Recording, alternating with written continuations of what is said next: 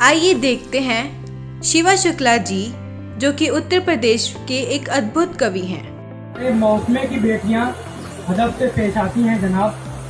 हमारे महकमे की बेटियां अदब से पेश आती हैं जनाब। करना जो चाहे कोई गुस्ताखियां तो गजब से पेश आती हैं। वाह भाई वाह। हमारे महकमे की बेटियां अदब से पेश आती हैं जनाब। करना जो चाहे कोई गुस्ताखियां तो गजब से पेश आती हैं जनाब। अजी उन्हें नादान मत समझना, अजी उन्हें नादान मत समझना, ये सब समझती हैं। अजी उन्हें नादान मत समझना, ये सब समझती हैं। ये बेटियां ही तो है जो तारा बन आसमां में चमकती हैं।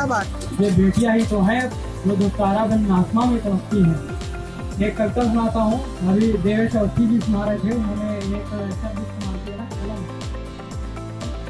हमने उनके साथ अपनी पत्रिका द बिग मार्केट जर्नल के लिए साक्षात्कार लिया है। आइए देखते हैं इसकी झलक। सबसे पहले हमने उनसे पूछा है कि आप एक स्थापित कवि के रूप में किस तरह के काम करते हैं, इस पर आप टिप्पणी करें। इसके लिए उन्होंने उत्तर दिया है कि मैं एक राष्ट्रवादी लेखक संघ का लखनऊ से जनपद संयोजक भी हूँ। मैं एक स्थापित कवि के रूप में किस प्रकार का काम करता हूँ, यह बताने से पूर्व मैं यह बताना उचित समझता हूँ कि मुझे कविता लिखने की प्रेरणा कब, कहाँ और कैसे मिली। मेरी कविता लिखने की शुरुआत कैसे हुई। मेरे घर पे हमारे बड़े भाई साहब को पढ़ाने एक ट्यूशन टीचर आया करते थे।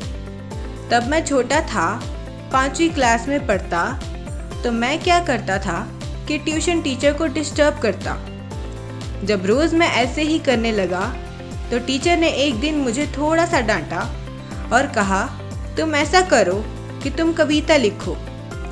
अब उस दिन से क्या हुआ कि ये चीज़ दैनिक दिनचर्या में आ गई। जब अन्ना हजारे ने आंदोलन किया तब मैंने अपनी एक कविता लिखी, शीर्षक था उसका भ्रष्टाचार। तो यह मेरी पहली कविता रही जो पहली दफ़ा किसी समाचार पत्र में प्रकाशित हुई। मुक्तक छंद, शेर व शायरी, गीत गज़ल भी लिखने की कोशिश जारी है और कुछ हद तक मैं सफल भी हो रहा हूँ लिखने में। आगे हमने उनसे पूछा है कि आपके हाल के काम क्या हैं, उन्हें संक्षेप में बताएं। यहाँ उन्होंने उत्तर दिया है कि मेरे द्वारा हाल ही में आयोजित कवि सम्मेलनों में हिस्सेदारी रही। कोविड-19 के दौरान भी मैंने परिस्थितियों को देखते हुए कविता लिखी, जिसको विभिन्न मंचों से पढ़ा। मैं राष्ट्रवाद पर भी विचाराधीन हूँ और राष्ट्रवाद के विषय पर भी कार्यरत हूँ। आज के युग में किसी भी विषय की जानकारी का ना होना या कम या गलत जानकारी होना राष्ट्र को एक गलत दिशा व गलत दशा में पहुंचाता है। मैं इन्हीं गलत विचारों व राष्ट्र के युवाओं को गलत जानकारी दे, गलत विचारों को उनके मन मस्तिष्क में एक ऐसी नकारात्मकता जिससे निकल पाना मुश्किल होता है, उसके खिलाफ हो एक सकारात्मक राष्ट्रवाद की कल्पना करता हूँ और सकारात्मक हो हर एक युवा को प्रेरित कर प्रयासरत हूँ कि वे भी स्वयं की सोच को सकारात्मक रख देश को अच्छी दिशा व दशा प्रदान करें।